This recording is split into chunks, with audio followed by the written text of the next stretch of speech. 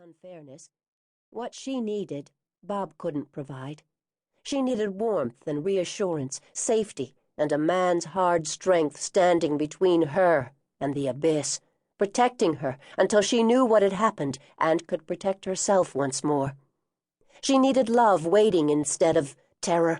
She needed a dream to banish a nightmare. She needed Rafe Winter. But Rafe was just a dream. The nightmare was real. With a deep breath, Alana gathered herself and set about living in her new world just as she always had lived, alone, depending only on herself.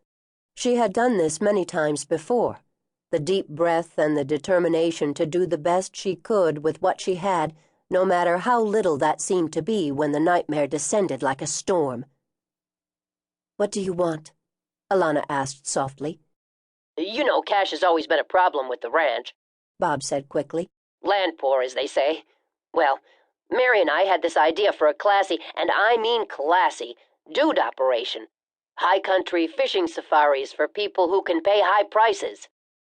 Alana made a neutral sound. "We had it all planned, all lined up, all our ducks in a row," Bob said. "Our first two customers are very exclusive travel agents. Their clientele list reads like who's who. Everything was going great for us, and then—" "And then?" Alana prompted.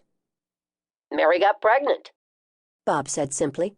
"I mean, we're both happy. We've been trying for 2 years, but—" "But what?" "Dr. Jean says Mary can't go on the pack trip." "Is that a problem?" "Hell yes. She was going to be our cook and entertainer and general soother, take the rough edges off. You know what I mean, sis." "Yes, I know." It was the same role Alana had played in the family since she was 13, and her mother died, leaving behind 3 boys, a devastated husband, and a daughter who had to grow up very quickly. That was when Alana had learned about reaching down into herself for the smile and the touch and the comfort that the people around her needed. She had rebuilt the shattered family as best she could, for she too needed the haven and the laughter and the warmth. "It will really be more like time off than a job," coaxed Bob. Alana heard the coaxing, but it didn't move her nearly as much as the disturbing thread of urgency beneath the soft tone. "Riding and fishing and hiking in the high country just like we used to do. You'll love it, sis. I just know it. A real vacation for you." Alana throttled the harsh laugh that was clawing at her throat. Vacation, she thought, shuddering. "In the mountains that nearly killed me. In the mountains that still come to me in nightmares. Oh, God, that's some vacation my little brother has planned for me." "Sis," Bob coaxed, "I wouldn't ask if I didn't really need you. I don't have anywhere else to turn. The pack trip is all set and the 2 dudes are here. Please." Unexpectedly, a vivid memory of Rafe came to Alana.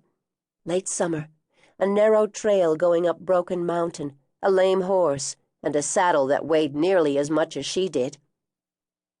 She had been leading the horse, dragging the saddle, and watching the silent violence of clouds billowing toward a storm. At 15, she knew the dangers of being caught on an exposed ridge in a high-country cloudburst. Without warning, lightning had come down so close to her that she smelled the stink of scorched rock.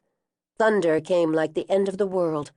Her horse had screamed and reared, tearing the reins from her hand. Then the horse's lameness had been overridden by terror.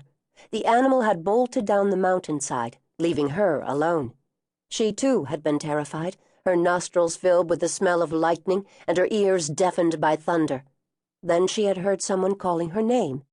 Rafe had come to her across the talus slope, riding his plunging, scrambling horse with the strength and grace she had always admired. He had lifted her into the saddle in front of him and spurred his horse back down the slope while lightning arced around the mountain. Sheltered in a thick growth of spruce, she had waited out the storm with Rafe, wearing his jacket and watching him with the eyes of a child woman who was more woman and less child with every breath. On Broken Mountain, Alana had found first fear, then love, and finally, horror. She wondered if there was another balance to be discovered on Broken Mountain, opposites joined in harmony, freeing her from nightmare. The possibilities shimmered through Alana like dawn through night.